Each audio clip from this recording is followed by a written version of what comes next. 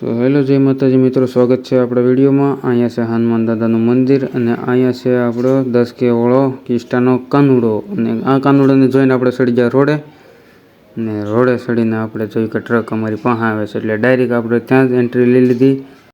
અહીંયા એન્ટ્રી લીધી એટલે ટ્રક બાજુમાંથી સુમનારું વહી ગયું અને આ છે મારા દોસ્તો લોકો આવડા વિડીયો એડિટ કરે છે। એડિટ કર્યા બાદ હું એવું ઘરે અને ઘરે આવીને ધાબા ઉપર ચડીને માથે હાથ ફેરવ્યો અને ઉપર